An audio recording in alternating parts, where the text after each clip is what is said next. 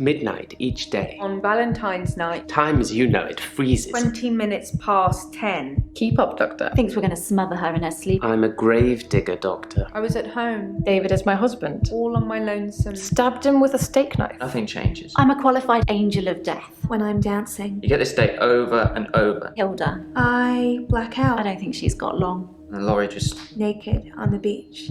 Hannah. Is that it for today? David hunts, I can change my skin. then skins. Dr. Dekker dated his patients. I had a hot date. We went out for drinks. I took photos of Jessica. Dr. Dekker did On phone Valentine's Day. and ask me for Nathan's number. There was a girl there. Am I wrong to keep the locket? I'm allowed to talk to her, aren't He I? was preoccupied with finding Photographs, patterns. rocking chair. I haven't been back to the beach since, I had a bit of a shaky loop incident. where I find something I set fire beautiful in the sea. to Hannah's clothes in the garden. I dug the grave. I wish I'd said goodbye. Dr. Dekker cursed me. It didn't weigh enough to have a body in it.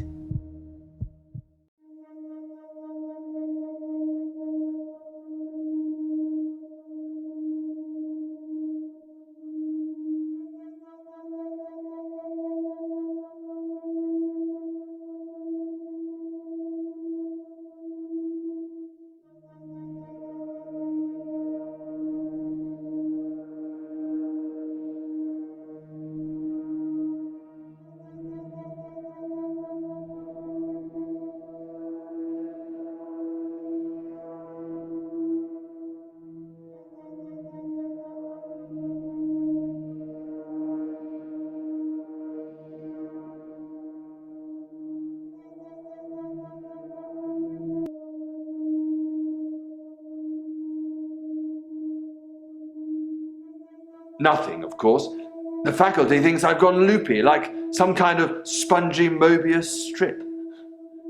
But that's why I'm here, isn't it, Dr. Dekker? Him, God, the great old one, the elder god, Cthulhu, however you address him. Listen to me! You're not listening! It's your only bloody job! Well, let's call him God. He creates this world for his amusement, something he can play with and occasionally alter to suit his mood. God loves chaos, but something goes wrong. Man and woman evolve. What was once chaotic becomes, well, more ordered. Without chaos, he has less power. When there's too much order, he becomes impotent. So he needs to instill chaos again. And do you know how he does this? No, and yes, but you're being too granular. He needs chaos so he can return, and the only thing stopping him is you. Not just you, you and people like you, psychiatrists, doctors, nurses, anyone who is caring for people who are losing their sanity. You have no comprehension how important your job is, do you? He doesn't need your version of insanity to spread. He needs chaos. It's not the same. It's just a means to an end. They're not all cultists, unfortunately. Once you see the truth, it's hard not to spread chaos yourself, to cause further insanity and harm your own. I doubt it. But can I make you question your reality? Definitely. But in doing so, I will be promoting more chaos. On the basis the central component of our universe is chaos, science can only document a perception of the chaos at any one given moment in time, as by definition, chaos is unpredictable from one moment to the next, which means that at any given moment, we can choose to alter our perception of the world, no matter how much chaos that would cause. In 10 seconds' time, there will be no gravity in this room, and we will float. 3, 2, 1. You think nothing happened. Where's your glass, Doctor?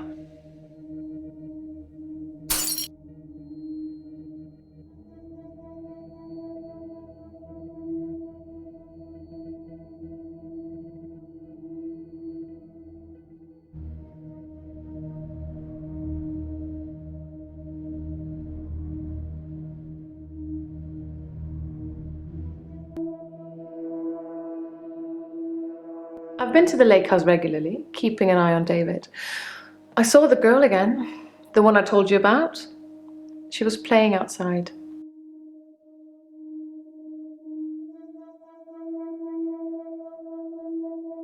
It makes for interesting reading, doesn't it? I can tell you're dying to ask me about it. Fire away.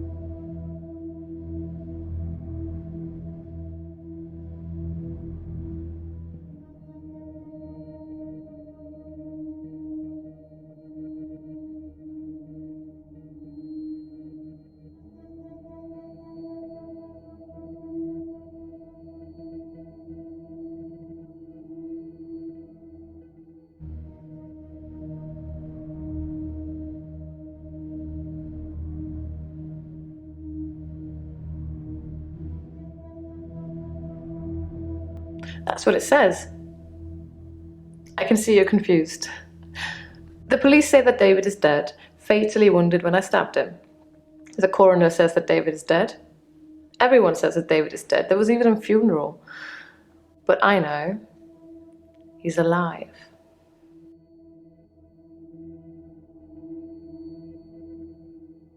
He's buried at Henley Church. You can go see for yourself. There's even a headstone. One of your other patients was a pallbearer. I never forget her face. You should ask him.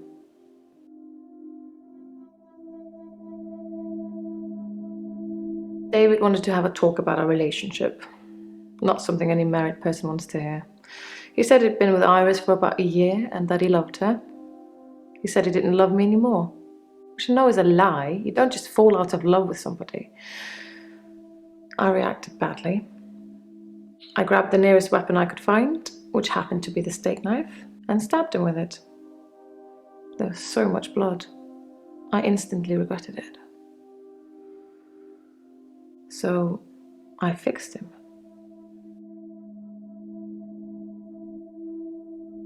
It was about a week later.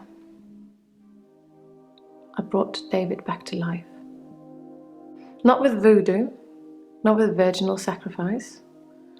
I just willed it to happen, and it did. Dr. Dekker told me it was possible, but only if you're not buried. He says once you're in the ground, there's no coming back. But until then, you have a chance at resurrection.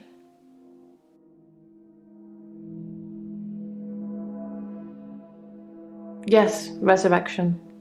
But now that I've seen the results, I don't think there's anything holy about it. I think reanimation is more an accurate term. Like, I'm an evil necromancer raising things from the dead.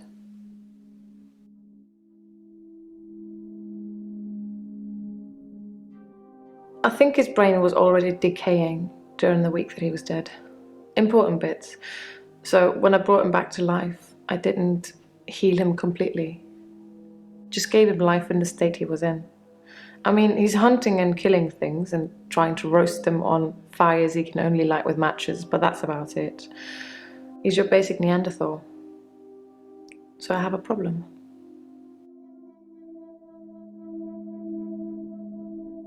I'm being charged with murder because the police don't know he's still alive, and I can't get David to vouch for me for obvious reasons. I think it would raise quite a few more questions than answers, which is why I'm hoping that you'd be able to help me. Considering the circumstances, I'd be grateful if you could see your way to declaring me temporarily insane at the time of the murder, to lessen my sentence. Because I'm not a killer, but I can't prove otherwise. You don't still think I'm a killer, do you, Doctor?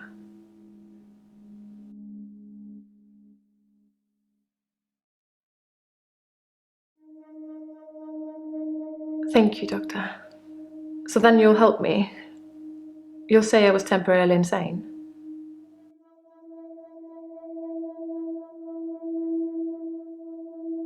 Thank you, Doctor. That's all I needed to hear. From you or Dr. Dekker. But Dr. Dekker wouldn't do that for me. He wanted something else.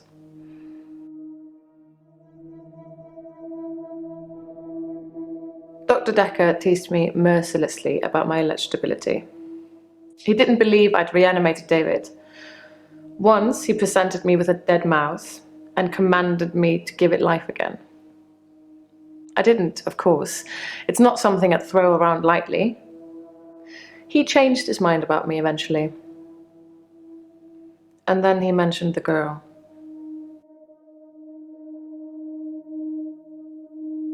He told me he'd locked up a girl in the basement of his house, just for me, and he asked me to reanimate her. It was Iris. I said I couldn't reanimate something that wasn't dead, and he said that wouldn't be a problem. So I agreed. I just played along. I was hoping it wasn't real. I assumed it wasn't real. But he was offering me what I wanted, a temporary insanity diagnosis.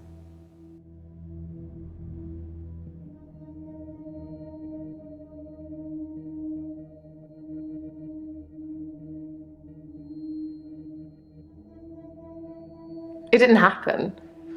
Dr. Dekker called me from his house to cancel. He was furious. He said that Iris had escaped and he blamed me for it. He said that I must have set her free after he told me about her. I knew it was all lies anyways. He was obviously titillating himself by reprimanding me. He knew I'd never want to speak to Iris again, so I couldn't prove it either way.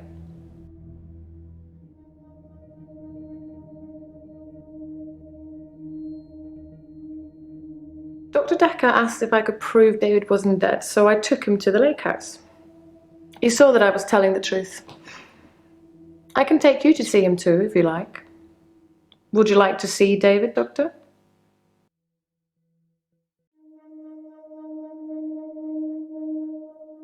Very well. In our next session. Bryce was a pallbearer for David. He's also a gravedigger, I believe.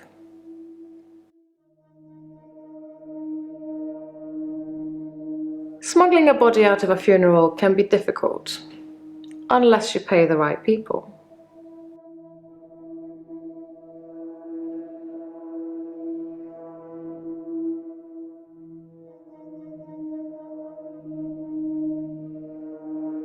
It sounds to me as if Dr. Dekker's murder was a spur-of-the-moment thing. If you were planning to kill someone, you'd bring a weapon with you, wouldn't you? I imagine that the paper spike made a very good weapon, though. It could look quite menacing, glinting in the moonlight.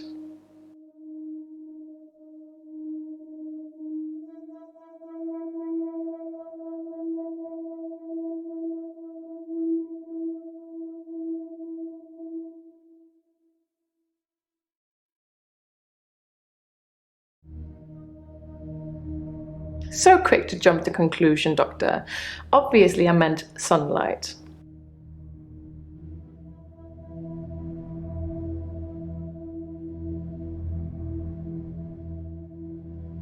You tell me. What could possibly explain that?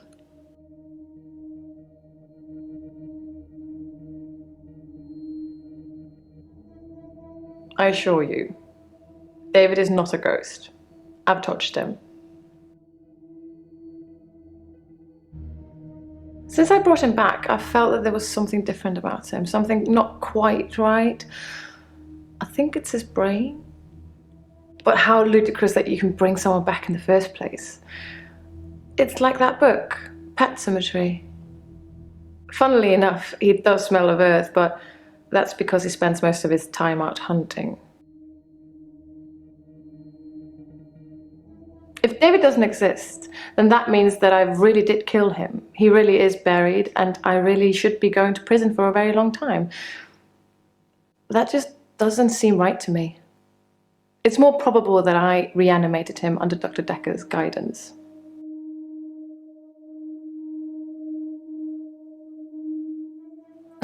How astute, Doctor. Yes, I did say I hadn't seen Dr. Dekker outside of our sessions. That wasn't a lie. Our trip to the lake house was made during a session.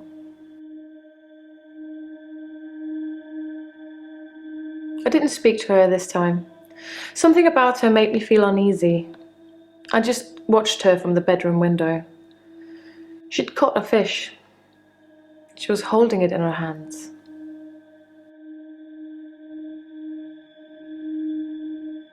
I wasn't close enough to see, but for all intents and purposes, it looked as if the fish bit her. 1, 2, 3, 4, 5. Once I caught a fish alive.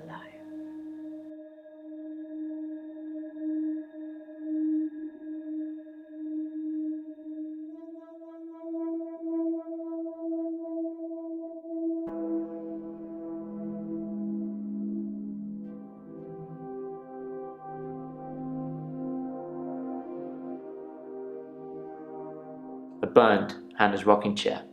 The day moved forward. It was a good choice. I'm not sure I've got much left of hers now. I've burnt most of it, or given it away, just to make the days move forward. There was a moment when I was attacking a Salvation Army bin, but I gave in.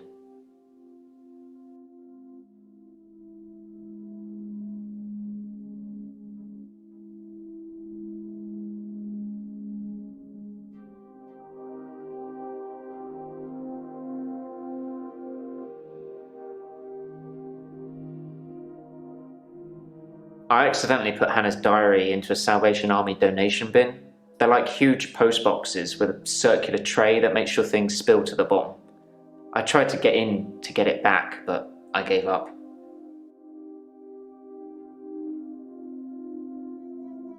I read the last few weeks of Hannah's diary a while ago. I must have accidentally dropped in some clothes for the Salvation Army bin. It's funny, because I wasn't going to read it. She said she'd fallen out of love with me, that she was going to break off the engagement, that she didn't love me anymore. I regretted it.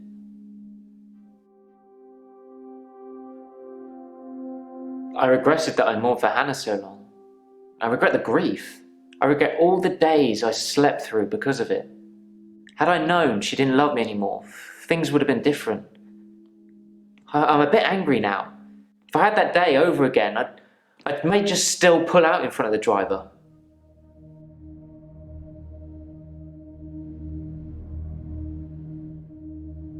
Can we maybe not talk about Hannah anymore? And thanks for the dating advice, by the way.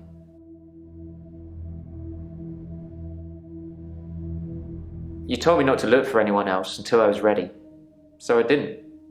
I've just been sitting at home, reading Hannah's diary. Stewing. I ordered a pizza. A nice girl delivered it. It took a week of days to get that pizza girl to smile. And you know what did it? A tip, as much as the pizza cost. So money does make you happy.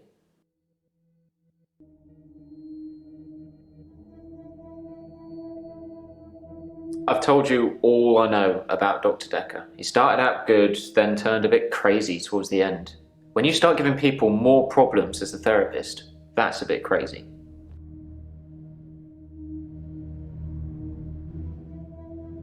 I started out with depression. Now I seem to repeat days. Even if you don't believe the repeat days, then I clearly have extra mental health problems that he's given me.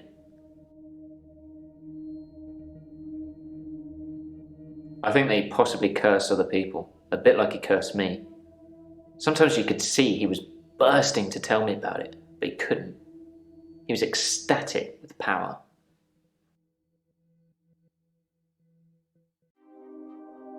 The curse. Well, remembered. I was hoping he'd forget. It's going to sound crazy. Dr. Dekker said I would never be able to move forward until I came to terms with my grief. And so from this point on, I start to relive the same day over and over again until I made something of it. I believed him.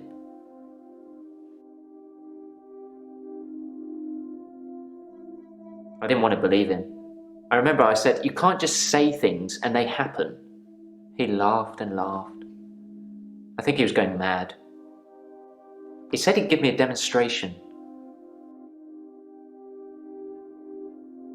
He held his hand outstretched and told me to look at the flame. There was no flame, and then there was. He was holding a flame in his hand that had come out of nowhere. And he tried to hypnotize me to make me forget it.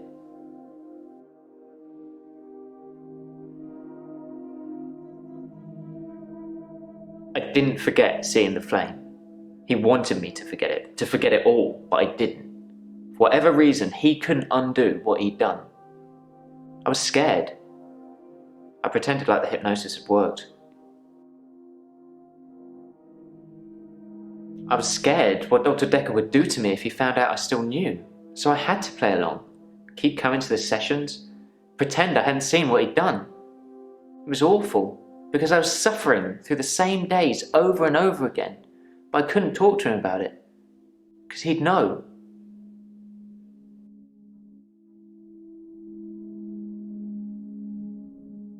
He'd become bored of me, so I got much of my insight from calls or messages he'd take during our sessions. I think because he hypnotized me, he didn't want to play with me anymore, so I got basic therapist.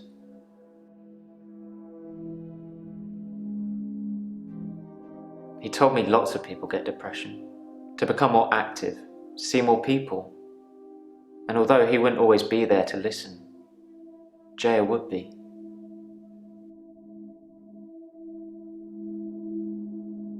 Yeah, I talked to her quite a lot. I'm not sure how many days of that she'd remember. She seemed to care, which is more I can say for Dekker.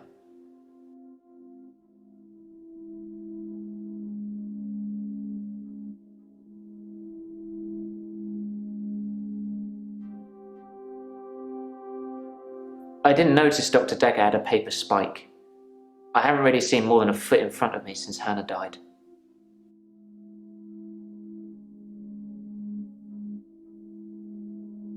I didn't kill Dr. Dekker.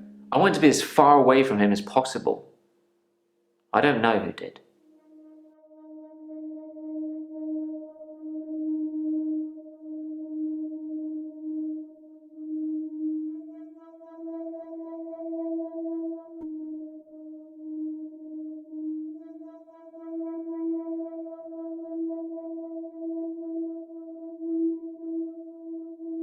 I'm okay. Thanks for asking.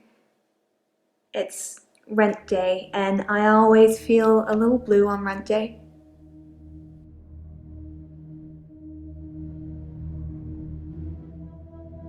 Rent day is the day I pay rent to my landlady.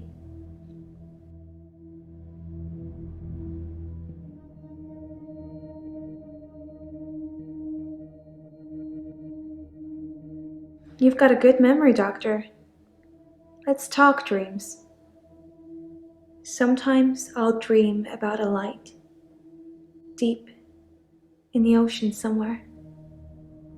I head towards it because it's warm and glowing, like a beacon. When I'm at the bottom, it's the most beautiful thing. Like a welcoming sun. Like I'm home. And then I wake up.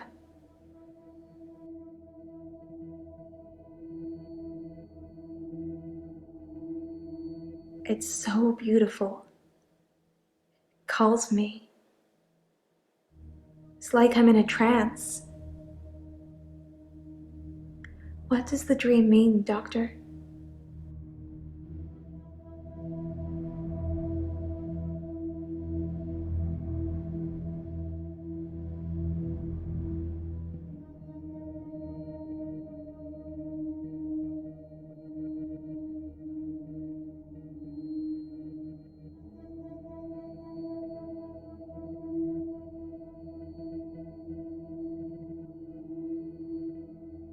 I guess. I hate being in the same place for too long. Maybe I'm always searching for paradise or something.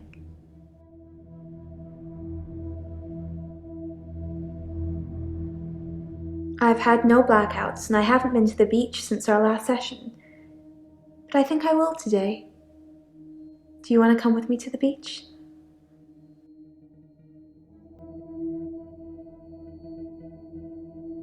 Dr. Dekker used to put my checks on that thing. I guess someone thought they weren't getting value for money.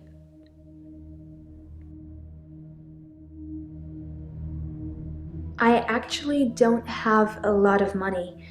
Sometimes a therapy check would bounce, but Dr. Dekker would be okay with it.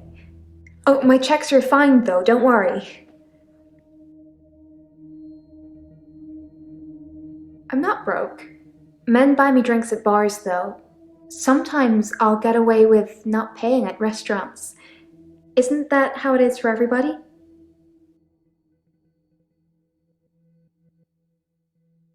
I mainly like drive-thrus.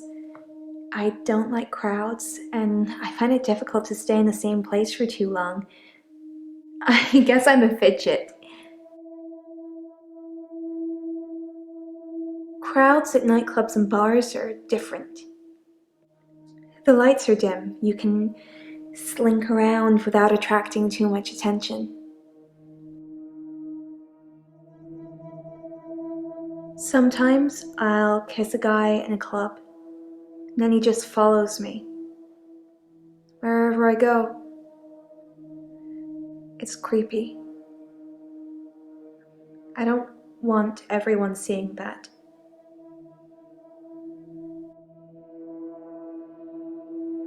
They follow me wherever I go. Anywhere. Where do you think they follow me, Doctor?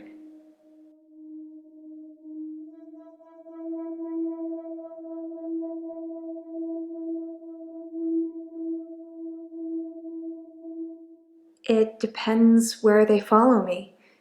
If they follow me home, they bang on the door for an hour or so, then leave. Other places, they just disappear. I don't see them again.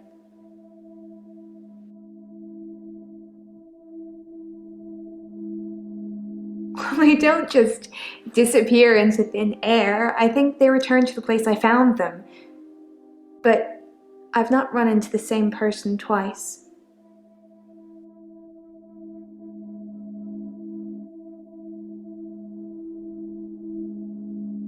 It's just good manners to accept when someone offers to buy you a drink. I'm a very good-natured girl.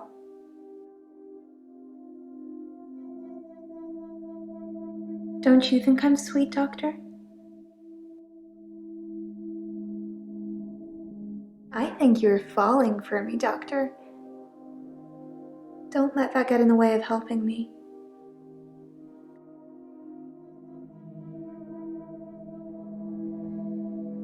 Yes, they follow me home. They're silent. It's like a trance.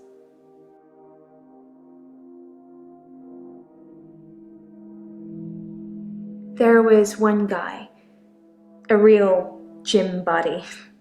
I let him into the bedroom, but nothing.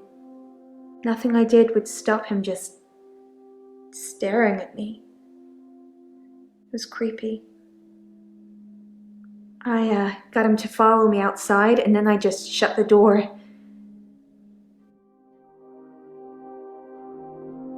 Are we still talking about him? And I thought you were just interested in me, Doctor.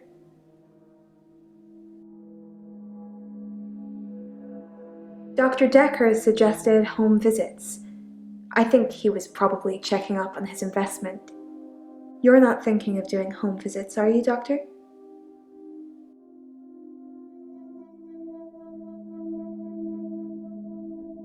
I can't afford any more sessions, so it sounds like you'll be paying.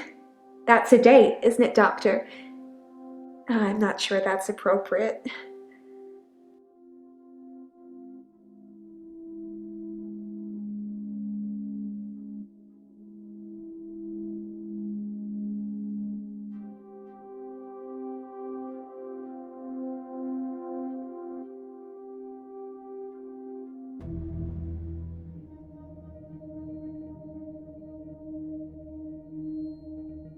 I'm okay, I suppose.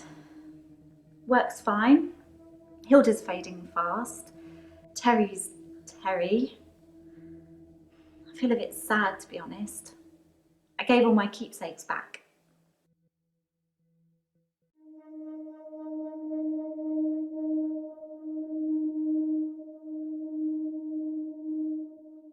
Well, I thought about it, and well, I know you said it was okay, that I should keep them, but maybe it did look a bit suspicious, me having things that have belonged to patients who've died in my care. I don't want people to get the wrong idea about me. The locket, the watch, the ring, even the little bird Sarah Dekker gave me. I wasn't supposed to mention her.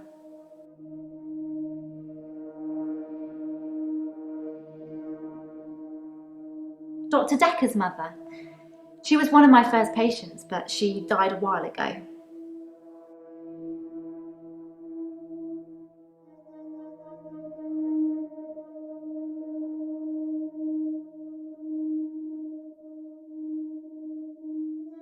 I know it's silly, but those things meant a lot to me.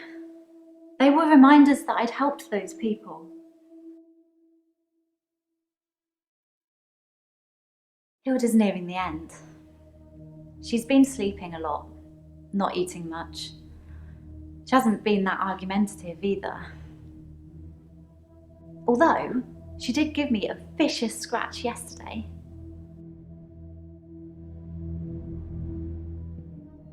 It was nothing. I was just trying to give her meds.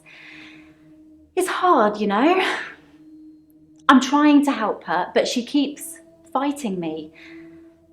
It'll be better after she's seen her daughter. I've decided I'm going to do it tonight. She hasn't got much time left.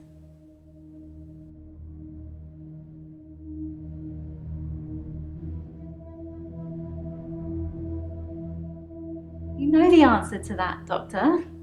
What have we been talking about? What can I do for Hilda that will make it all better?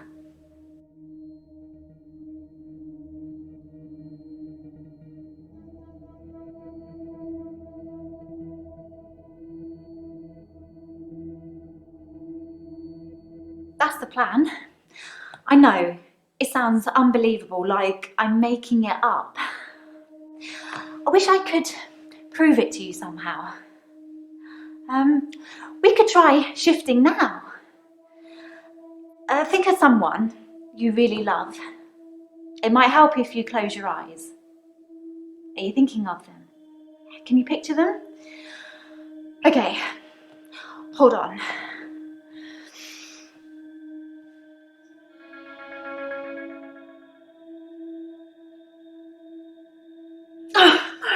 Sorry, I don't think it's going to work. On the bright side, that probably means you're not going to die anytime soon.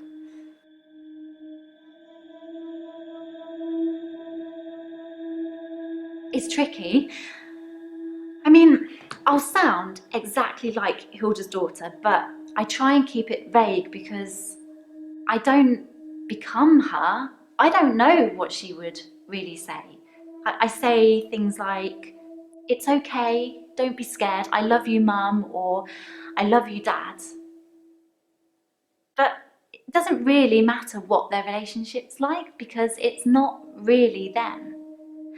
I always do the Disney version, the best, most loving version. That's what my patients want to hear. And maybe deep down they know it's not the truth, but it's got to be better than the reality.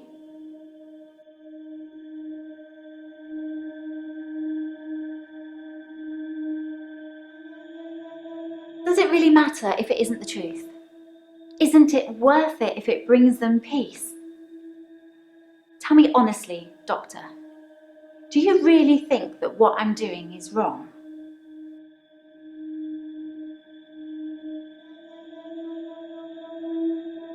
Good, because I really feel this is something I have to do. Terry seems to have backed down since I gave the keepsakes back. Actually, it doesn't seem like she's been very well. Not her usual self. Maybe she's got a bug or something. It's true then. I'd heard Dr. Dekker was stabbed, but I didn't know for sure. It's weird that whoever did it would choose the paper spike. Dr. Dekker used to play with it in our sessions sometimes. You know, pick it up, handle it while we talked. I remember once, he pushed the spike through his skin. Yeah, this bit here between his thumb and his finger. He said he didn't think I'd mind the sight of blood being a nurse and all that, but actually, there wasn't any. I was a bit freaked out. At first, I thought it was a trick. A magic trick, you know? Like some kind of therapeutic test. Show the patient this retractable spike and see how they react. But it wasn't. The spike was real. Dr. Dekker gave me the paper spike to try. It wasn't fake. It was pretty sharp, actually. I don't know how he did it. He said he just thought that it wouldn't hurt him, so it didn't.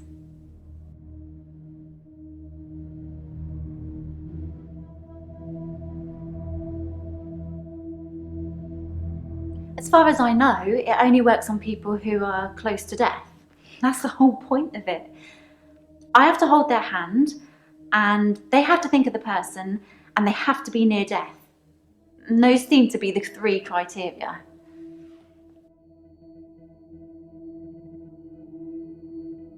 It just makes things complicated, doesn't it?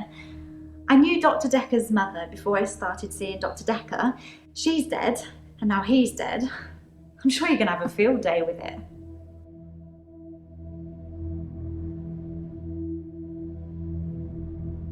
Yeah, that's the reason I came to see him. I knew she was dying, but he refused to talk to me unless I booked a session, so I did. And well, here we are.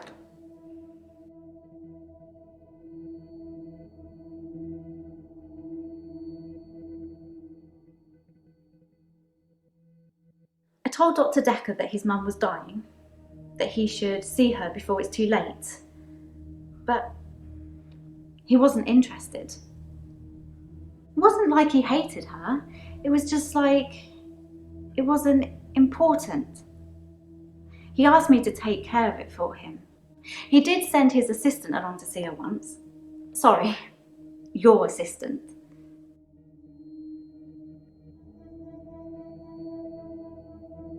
It was about the 2nd, 3rd session we had. He said he could tell that I was a good person, that I wanted to help people, and that I should think really hard about how I could do that. That's how I discovered shifting.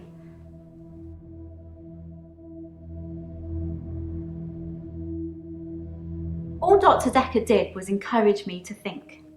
But the shifting, that's all me. And my mum's a psychic and my sister's an empath, but I was just ordinary. I always felt like I wasn't special, like I was missing out. But I wasn't. I just hadn't discovered what I could do yet. Sarah Dekker was one of the first ones I tried shifting for.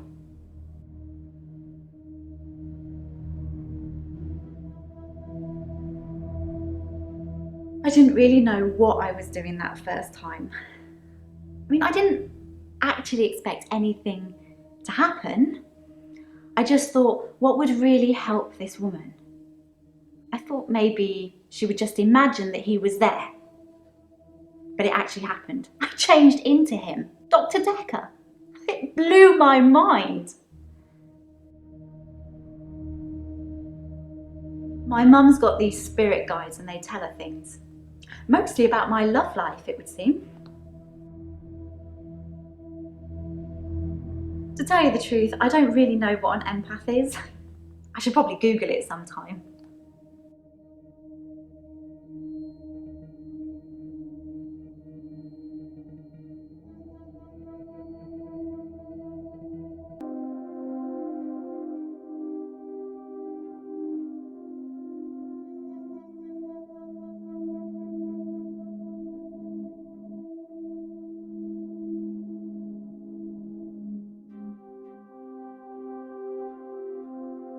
Hello, Doctor.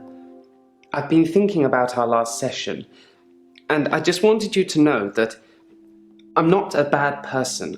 I know taking naked photographs is wrong, but you don't know what it's like until you face the same temptation. I'm assuming you don't know what it's like. Do you have an extra hour, Doctor?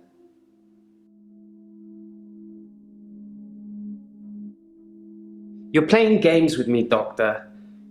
I was going to tell you what I know about the murder weapon, but now, well, now you just have to go without.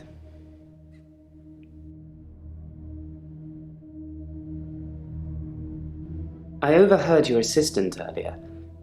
I know about that paper spike. It was sharp. What I really wanted to tell you was, there's someone else in my hour. A hooded figure, watching me and following me. I followed it too.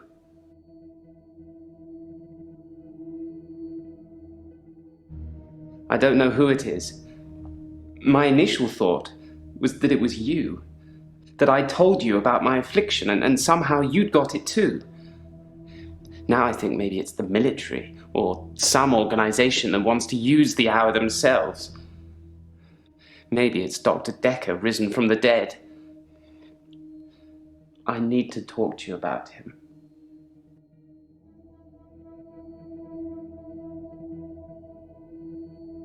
I'm surprised I haven't been approached earlier. I mean, my skills in the military. Special ops would be a breeze, wouldn't it? Waltz in past everyone during the midnight hour, get whatever you want, and return to friendly soil. It also makes me think that they might already know all of that, and that they want to get rid of me in case I tell anyone else. Would you do something for me if they get me?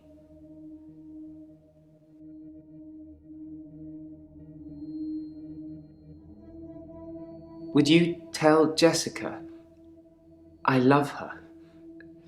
She didn't really know me that well, but I did love her.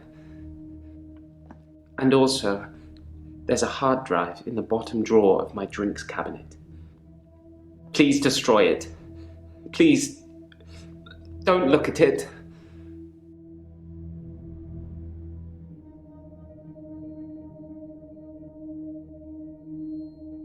Whatever it is that's following me, it doesn't want to catch me yet. If I move towards it, it runs away. And when I follow it past temptations. A bar brawl, an open till, an open bedroom window. Like it's testing me.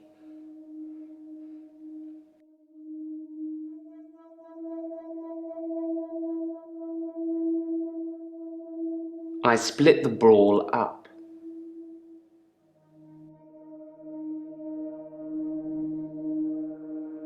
I did nothing. I'm not stealing any more. I looked in. Watching other people is somehow built into our genes, Doctor. There was an old woman in bed. I went inside. Her bed covers were smoking. I think she'd fallen asleep holding a cigarette. I took the covers and put them in the bath. She'd have died otherwise. And no, I didn't take any pictures.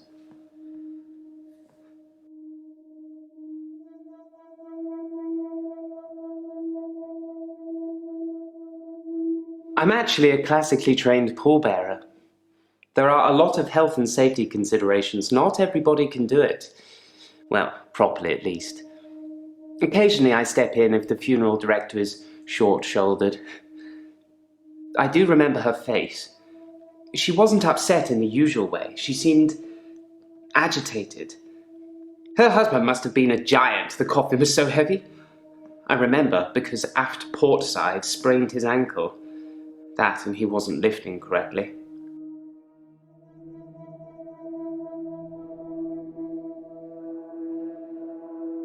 Nobody gave me the memo that Claire was telling everybody about our arrangement. Sometimes a few slip out the back for student use too. These things happen in all cemeteries. It's best not to broadcast it.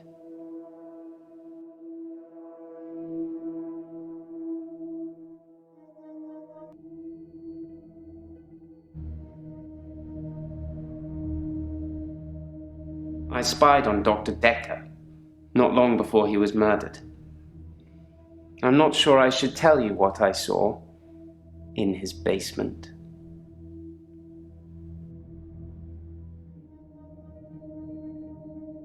I'd been feeling uneasy with Dr. Dekker for some time.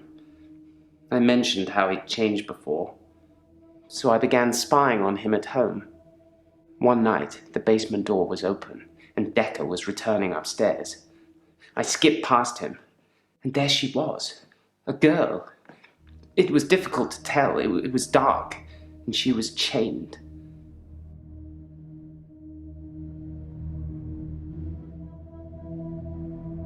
I removed the chains, dressed her, and sat her in the police station. There's no evidence, though. No evidence of what he'd done. But she was free. I saved her. I'm not evil. I destroyed evil.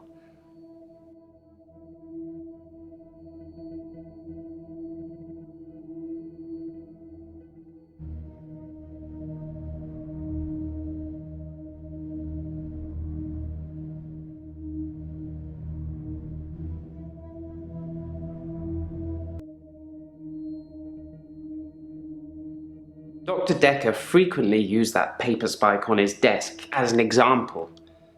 I'm sure he did it with the other patients too. He'd make me look at it, touch the point to see how sharp it was. He'd tell me that because I think it's sharp, it will hurt me. But if I thought it was nothing, it could pass right through my hand.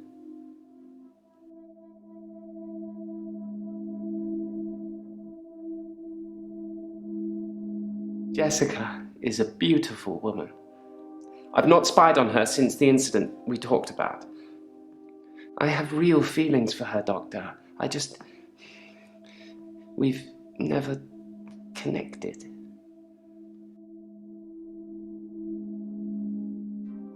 Thank you, Doctor. Thank you. It's nice you think I'm capable of such basic interaction with females. But I'm still in awe of her, really. I will think about it, though.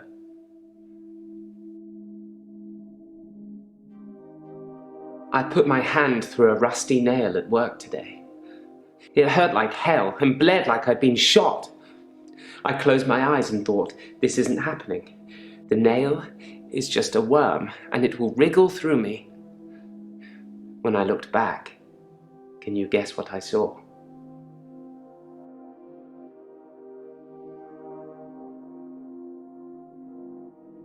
When I looked back at my hand, it was healed. Look, see?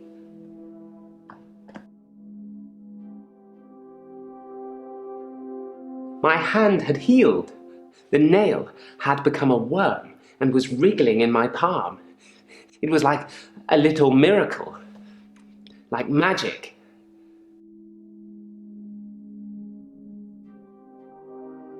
I shouldn't really say miracle or magic. They're words that Dr. Dekker used when he tried to get you to think things and make them real. But do you think it's real, Doctor? That magic is real? Then so it is. Close your eyes. Imagine you're in a graveyard, looking at the gravestones. One catches your eye, so you take a picture of it, a picture that you now have.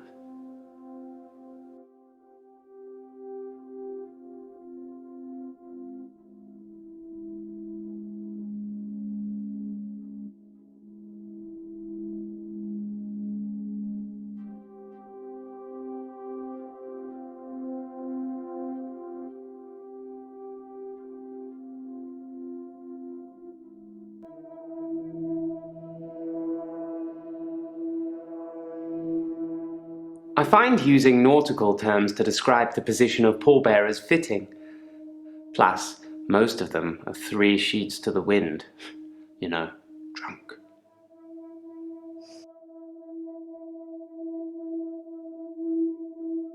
Common or garden rocks.